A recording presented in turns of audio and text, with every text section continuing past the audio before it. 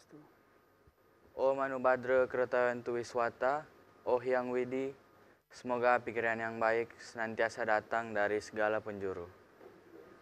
Bapak Ibu, pemirsa TVRI Sulawesi Utara, dimanapun Anda berada, senang sekali rasanya saya Satyananda Aryatmika bisa kembali menyapa Bapak Ibu pemirsa di sore hari yang bahagia ini dalam program kesayangan kita, yakni Serada Mimbar Agama Hindu. Dan di kesempatan kali ini kita akan membahas tentang topik karma pala, di mana saat ini untuk membahas topik tersebut sudah hadir bersama kita bersama seorang narasumber yang sangat-sangat hebat, seorang tokoh agama Hindu yang ada di Provinsi Sulawesi Utara. Saya sebut dengan hormat Bapak Dr. Andes Ida Bagus, Ketut Alit MPD. Ya, Om Swastiastu, Pak. Bagaimana kabarnya Pak hari ini? Baik, sehat-sehat. Ya, Astungkara sehat ya Pak. Ya. Nah, perlu kita ketahui bersama juga Bapak Dr. Andes Ida Bagus Ketut Alit MPD ini merupakan sekretaris dari organisasi keumatan umat Hindu yang ada di Provinsi Sulawesi Utara, yakni Parisade Hindu Dharma Indonesia Provinsi Sulawesi Utara. Di organisasi tersebut Bapak berjabatan sebagai seorang sekretaris, dan di beberapa tahun sebelumnya juga Bapak Ketut Alit ini pernah menjabat sebagai ketua dari Parisade Hindu Dharma Indonesia di Kota Manado. Pak, di saat ini kita akan membahas tentang karma pala. Kita ketahui bersama juga karma pala ini merupakan salah satu bagian dari Pancasrada atau 5 dasar keyakinan dari umat Hindu sendiri. Tentunya kita sebagai umat Hindu yang baik senantiasa mempercayai dari 5 pokok bagian dari Pancasrada ini, termasuk juga karma pala. Menurut Bapak sendiri, apa sebenarnya pengertian dari karma pala itu, Pak? Oke, terima kasih. Om Swastiastu. Selamat sore para pemirsa televisi Republik Indonesia Sulawesi Utara. Om Awigenam Mastu Namasidam, Om Sidir Astu Tat Astu Astu Swaha. Baiklah, terima kasih saya sampaikan kepada Satya yang sudah memberikan waktu kepada saya untuk menyampaikan serada atau mimbar agama Hindu tentang karma pala. Ya.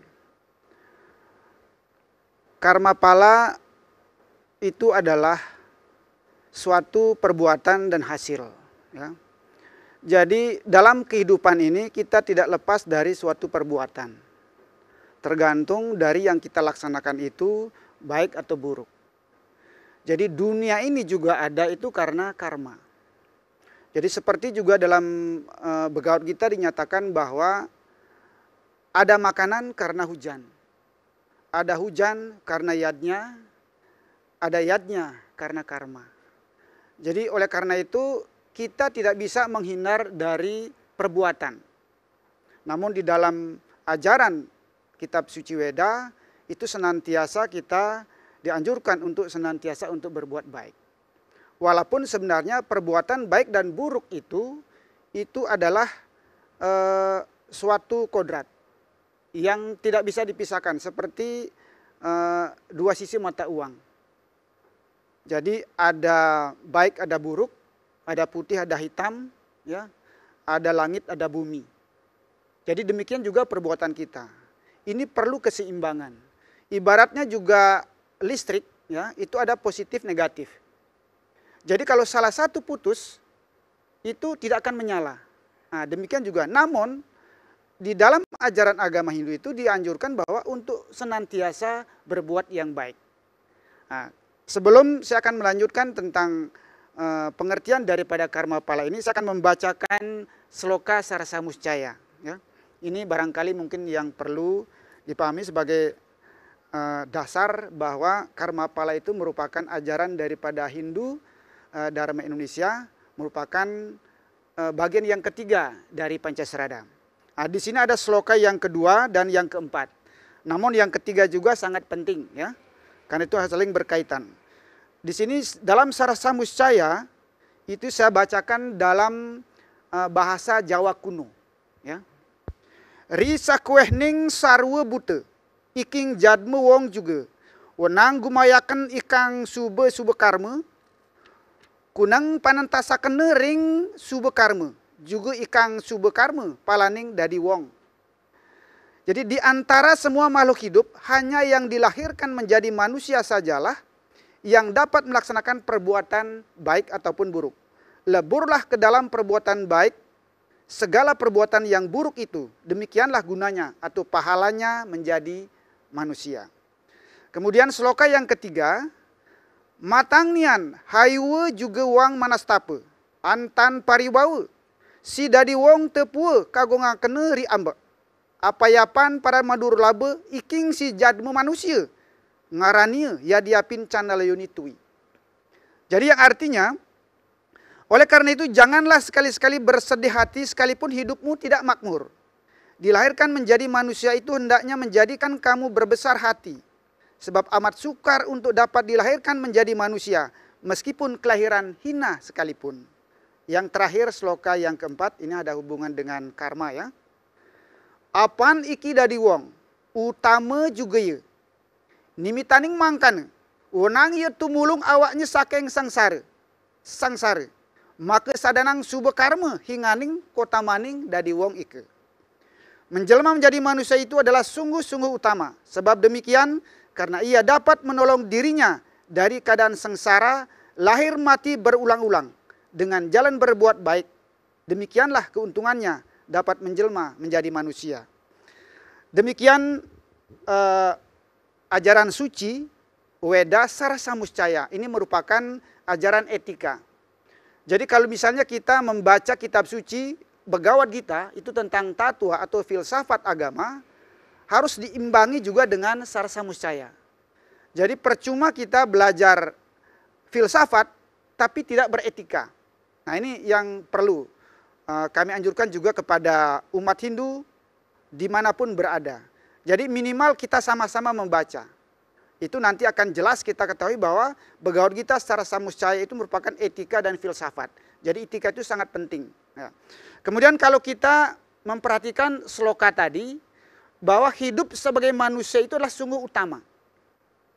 Oleh karena demikian, karena hanya manusia yang dapat membedakan perbuatan baik dan buruk. Leburlah segala perbuatan buruk itu kepada perbuatan baik. Nah, inilah anjuran daripada ajaran agama. Jadi senantiasa kita untuk selalu untuk berbuat baik. Ya. Nah, di dalam sloka itu juga, jadi bahwa kita sebagai manusia ini merupakan makhluk yang utama. Ya, makhluk yang utama. Jadi ada manusia, hewan, dan tumbuhan. Ya, kenapa manusia itu disebut dengan makhluk yang paling utama? Karena mempunyai tripermana, yaitu pikiran, perkataan, dan perbuatan. Sedangkan hewan itu hanya mempunyai dui permana, yaitu perkataan dan tenaga. Kemudian hewan hanya mempunyai tumbuhan hanya mempunyai satu trimana, yaitu tenaga untuk dia lahir. Oleh karena itu kita sebagai manusia itu diberikan kemampuan untuk berpikir, ya. Kita harus mampu mencerna atau menggunakan wiweke agar senantiasa kita untuk melaksanakan hal-hal yang baik. Jadi kalau tidak, maka kita akan turun derajat. Jadi wujudnya manusia, tapi cara berpikir kita seperti bukan manusia atau mungkin hewan dan sebagainya. Itu saya kira yang pengertiannya bahwa karma itu adalah perbuatan. Ya, pahala itu adalah hasil. Jadi perbuatan hasil. Jadi apapun besar kecilnya, baik buruknya perbuatan kita, cepat atau lambat itu pasti akan ada hasil. Jadi sekali lagi manusia sebagai makhluk utama senantiasa menggunakan wiwika jenana. Jadi ilmu pengetahuan itu untuk kehidupan bersama. Jadi saya kira demikian. Ya. Ya, oke, bagus sekali penjelasan dari Bapak tentang karma pala ini, baik dari segi pengertiannya maupun filosofinya sudah Bapak jelaskan tadi, bahwasanya karma pala ini merupakan hasil dari perbuatan kita di dunia ya Pak. Iya. Entah itu perbuatan baik maupun perbuatan buruk, karma ini senantiasa akan menghampiri diri kita nantinya. Kemudian Pak, tadi kan kita berbicara, kita bahas tentang bahwa karma ini merupakan hasil dari perbuatan kita. Apakah karma pala ini akan berdampak atau berlaku ke semua orang yang ada di dunia ini Pak? Atau hanya ke segelintir orang saja? Ya, terima kasih pertanyaan yang sangat bagus ya. Jadi karma ini berlaku untuk semua orang, siapa saja, apapun keyakinan dan agamanya. Itu juga ada di dalam Mahabharata 13 ya. Jadi perbuatan itu dipertanggungjawabkan oleh yang berbuat itu sendiri. Itu jelas ya. Cuma kadang-kadang di dalam keyakinan lain mungkin istilahnya yang berbeda. Ya, istilah yang berbeda. Ada tabur tuai mungkin kalau di Kristen dan sebagainya. Ya kalau di kita itu adalah karma pala. Jadi perbuatan kemudian ada hasil. Baik atau buruk itu pasti. Oleh karena itu di dalam juga Sarasa Muscaya Sloka 74, 75 dan 76. Di situ ada Trikaya Parisuddha, ya. Jadi gerak pikiran itu ada 3, ya. Jadi tri itu adalah 3, kemudian kaya perbuatan, sudah itu adanya dibersihkan, disucikan. Jadi 3 perbuatan itu senantiasa kita sucikan, bersihkan. Yang pertama adalah pikiran, kemudian yang kedua adalah ucapan, kemudian yang ketiga adalah tindakan atau perbuatan. Jadi kemudian dari gerak pikiran itu ada 3 banyaknya. Pertama, kita tidak iri atau ingin terhadap dengki kepada punyaan orang lain. Baru tidak gemes kepada semua makhluk. Kemudian percaya dengan ajaran hukum karma pala. Itu dari gerak pikiran. Kemudian kalau gerak perkataan itu ada 4 banyaknya. Tidak boleh berkata kasar, ya, tidak boleh berkata jahat, tidak berbohong, dan juga tidak memfitnah. Jadi hoax itu kalau dalam ajaran Hindu itu memang sangat dilarang. Karena itu merupakan bagian daripada Trikaya Parisuddha. Kemudian yang ketiga, gerak perbuatan atau tindakan perbuatan itu ada 3 banyaknya. Yang pertama, tidak membunuh. Baru yang kedua, tidak mencuri. Dan yang ketiga, tidak berzinah. Nah, inilah senantiasa kita laksanakan agar perilaku kita sehari-hari itu memang betul-betul sebagai manusia, ya, sebagai manusia.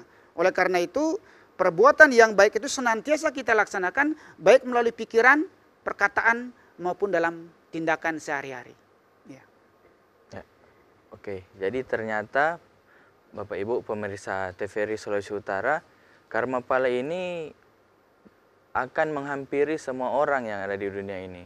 Tidak terlepas dari dia memeluk agama apa, karma pala itu memang sudah menjadi satu hal yang melekat dalam diri manusia. Selanjutnya Pak, mungkin saya penasaran tentang bagian-bagian dari karma pala ini. Mungkin Bapak bisa jelaskan ada beberapa bagian dari karma pala itu Pak. Oke, terima kasih Satya, bahwa karma pala itu ada 3 bagian, ya. Yang pertama sancita karma pala, yang kedua prarabdha karma pala, dan yang ketiga kriyamana karma pala. Nah, jadi saya akan jelaskan satu-satu. Apa itu sancita karma? Jadi sancita karma ini adalah suatu perbuatan yang kita laksanakan pada kehidupan yang lalu, baru belum sempat dinikmati kepada kehidupan waktu lalu, sehingga kita akan nikmati pada kehidupan saat ini. Nah itu. Jadi yang lalu belum kita nikmati, kemudian kita akan nikmati sekarang. Kita akan sekarang. Oleh karena itu kita senantiasa untuk berbuat baik. Baik sekarang maupun yang akan datang. Contohnya begini. Dalam kehidupan sehari-hari kita mungkin sering menjumpai orang ya, bekerja keras siang malam. Tapi kehidupannya kok susah. Serba kekurangan. Tapi justru sebaliknya, ada orang yang kelihatannya santai. Tapi kok kaya raya, hidupnya bergelimpangan, mewah. Ini kita tidak perlu menyalahkan Tuhan. Itu adalah karma sementara berproses kepada kita. Jadi yang dulu berbuat tidak baik, kemudian kita belum terima semuanya pada perbuatan yang dahulu, sehingga kita harus terima sekarang. Jadi kita tidak boleh menyalahkan orang. Oh, bahwa ini orang ini. Apalagi menyalahkan Tuhan. Tuhan tidak pernah membuat ciptaannya itu sengsara. Tuhan itu maha penyayang, maha pengasih. Jadi kalau perbuatan kita dulu baik, kemudian kita belum sempat kita nikmati pada saat berbuat dulu, sehingga kita pada kehidupan inilah kita akan terima. Gitu. Jadi baik buruk itu yang dulu itu kita akan terima saat ini. Kalau belum kita sempat nikmati pada kehidupan yang lampau. Kemudian prarabdha kriyamana. Prarabdha karma pala itu adalah perbuatan yang kita lakukan saat ini, kemudian kita terima juga saat ini. Ya istilahnya gampangnya, ya seperti kita makan rica misalnya, yaitu langsung pedis. Kalau misalnya kita berkelahi, ya, pukul, ya kalau kita memukul orang, ya pada saat itu juga kita dipukul, begitu. Jadi kalau kita bekerja sehari-hari, ya sebagai buruh misalnya buruh harian, ya kita setelah bekerja kita mendapat upah. Ya, jadi tergantung baik buruk daripada perbuatan kita. Jadi tidak ada sisa lagi. Jadi pada perbuatan sekarang itu kita terima sekarang. Nah, kemudian yang terakhir adalah kriyamana karma pala. Jadi perbuatan yang kita lakukan saat ini, ya kita belum sempat kita nikmati pada saat kita berbuat, sehingga kita akan nikmati nanti pada kehidupan yang akan datang. Jadi oleh karena itu kita senantiasa untuk selalu berbuat baik, ya, agar supaya kita baik sekarang maupun yang akan datang itu kita akan menemui hasil juga yang baik. Ya, sebagai contoh juga di dalam ajaran Hindu, ya. Jadi kalau seandainya misalnya kita rajin sekarang bersedekah atau memberi, itu sebagai tabungan masa depan. Jadi sebenarnya yang kita akan terima ke depan itu adalah apa yang kita berikan saat ini kepada orang lain. Kita titip kepada orang lain. Itulah yang kita akan terima untuk kehidupan yang akan datang. Jadi oleh karena itu kita senantiasa harus berbuat baik. Ya, menolong sesama. Jadi yang kita nikmati sekarang ini sudah sekarang. Tapi yang nikmati kita akan datang itu yang kita pemberian yang saat ini. Oleh karena itu kita harus rajin memberi. Istilahnya lebih baik memberi daripada menerima. Karena memberi itu adalah tabungan kita masa depan. Tapi memberi yang baik. Itu dalam bentuk pikiran, juga perbuatan, dalam juga ucapan. Jadi tidak selamanya itu dalam bentuk materi. Bisa memberikan nasihat, ya, kata-kata bijak, ya, memberikan arahan, dan juga melalui contoh perilaku yang baik dalam kehidupan. Jadi kita senantiasa, walaupun kehidupan kita sekarang mewah, ya, jangan terlena dengan kemewahan duniawi. Suatu saat itu juga akan habis. Jadi kalau kita tidak rajin memberi atau menabung, ya kita tidak akan bisa menikmati kehidupan yang akan datang. Ya. Ya. Oke, ternyata ada 3 ya Pak bagian dari karma pala ini, yakni yang pertama sancita karma pala, yang kedua prarabdha karma pala, dan yang ketiga kriyamana karma pala. Oke Pak, untuk sebentar kita tahan dulu diskusi kita karena kita akan ada commercial break. Untuk Bapak Ibu pemirsa TVRI Sulawesi Utara, jangan kemana-mana karena kita akan kembali setelah pesan-pesan berikut ini.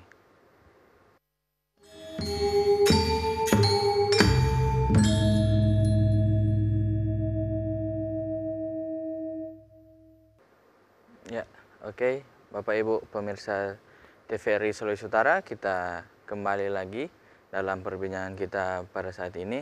Nah, selanjutnya Pak, saya ingin bertanya, karena setiap manusia ini senantiasa akan mengharapkan nasib buruk kepada dirinya.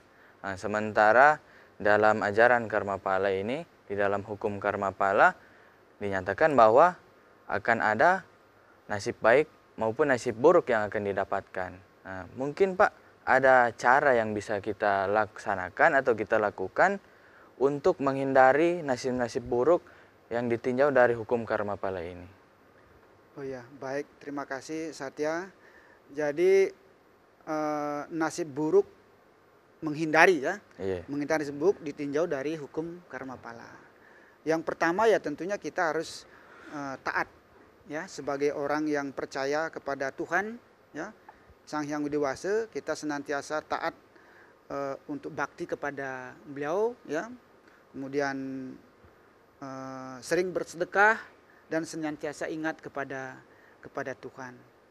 Jadi seperti juga yang di Trikaya Parisuda tadi itu ya, yang ketiga itu di perbuatan itu membunuh, dilarang membunuh, ya, dilarang membunuh. Tapi justru pada setiap upacara keagamaan itu kita senantiasa membunuh. Nah, jadi membunuh untuk dimakan itu dalam Rigveda ada. Membunuh untuk dimakan, membunuh untuk disediakan kepada tamu, membunuh untuk dihaturkan kepada para dewa. Sebagai yadnya itu adalah dibenarkan. Yang tidak dibenarkan adalah membunuh dengan sewenang-wenang tanpa ada tujuan yang jelas. Nah, itu yang tidak boleh. Jadi untuk menghindari hal-hal yang tidak baik dan tinjau dari sugeng karma, ya kita senantiasa berbakti. Jadi hidup ini sebenarnya itu adalah menderita. Jadi kalau kita memperhatikan Mahabharata, ya, kalau kita memperhatikan Mahabharata bahwa Kunti itu senantiasa minta kepada Krishna, Krishna berikanlah aku penderitaan agar kita selalu ingat kepadamu. Jadi justru yang diminta itu penderitaan. Jadi bukan kemewahan. Agar apa? Dia itu atau kita itu selalu ingat kepada Tuhan. Itu maksudnya. Jadi saya kira tiga itu yang bisa untuk menghindari dari takdir, ya, ditinjau dari segi karma pala. Jadi kita senantiasa untuk memberi, ya, ingat kepada Tuhan, sembahyang dan sebagainya. Ya, oke. Saya tertarik, Pak. Tadi Bapak sampaikan bahwa membunuh itu bisa dalam beberapa konteks, ya, beberapa hal yang seperti membunuh untuk dimakan, membunuh untuk diaturkan dalam Banten atau yatnya yang lain. Sementara Pak, kalau untuk saya sendiri ya Pak, di rumah itu banyak memelihara hewan. Dan ada beberapa hewan yang memang membutuhkan makanan dalam bentuk hidup, seperti ular dan lain-lain. Apakah itu akan berbuah karma buruk bagi saya Pak? Mungkin Bapak bisa jelaskan kalau membunuh dalam konteks untuk menghidupi makhluk lain begitu Pak. Ya, saya kira itu dari segi ditinjau juga dari segi ilmu pengetahuan, yaitu ada siklus kehidupan, kan? Ada rantai makanan, saling memakan. Jadi semua ciptaan Tuhan itu ada fungsinya, ya. Jadi ada fungsinya. Jadi yang membunuh, misalnya seperti membunuh nyamuk, ya, itu karena penyakit, bisa membawa penyakit, itu kita bisa membunuh, begitu. Walaupun kita tidak memakan, ya, itu bisa. Membunuh dalam juga situasi perang untuk mempertahankan kebenaran, membela negara dan bangsa, itu juga bisa. Jadi kalau misalnya membunuh hewan juga memakan hewan itu, ya saya kira pandangan saya itu tidak, karena memang itu makanan daripada binatang yang kita pelihara. Jadi yang tidak boleh membunuh dengan sewenang-wenang tanpa ada tujuan yang jelas. Ya saya kira itu saja. Ya. Oke. Memang sangat baik dan kompleks pembahasan kita pada sore hari ini Pak tentang karma pala. Namun karena memang kita dibatasi dengan waktu juga, mungkin saya akan memberikan sebuah kesimpulan dari diskusi kita pada sore hari ini, di mana karma pala itu merupakan hasil dari perbuatan kita selama hidup di dunia. Baik itu perbuatan baik maupun perbuatan buruk yang kita laksanakan, karma itu akan senantiasa menghampiri kita, baik di kehidupan kita yang sekarang, di masa lalu maupun di masa yang akan datang. Nah, untuk itu, marilah kita sebagai umat Hindu yang baik, senantiasa memupuk dan melaksanakan perbuatan-perbuatan baik agar nantinya karma baik yang akan menghampiri kita. Mungkin itu saja. Saya ucapkan terima kasih kepada Bapak Dr. Andes Ida Bagus Ketut Alit MPD yang sudah bersedia membagikan ilmu-ilmu, membagikan informasi kepada kita semua, Bapak Ibu pemirsa TVRI Sulawesi Utara. Saya Satyananda Aritmika selaku host dari program Serada Mimbar Agama Hindu ini mengucapkan banyak-banyak terima kasih dan mohon maaf juga apabila ada salah-salah kata yang saya laksanakan, yang saya ucapkan dalam memandu program kita pada sore hari ini. Akhir kata saya tutup dengan puja Paramasanti. Om Santi, Santi, Santi, Om.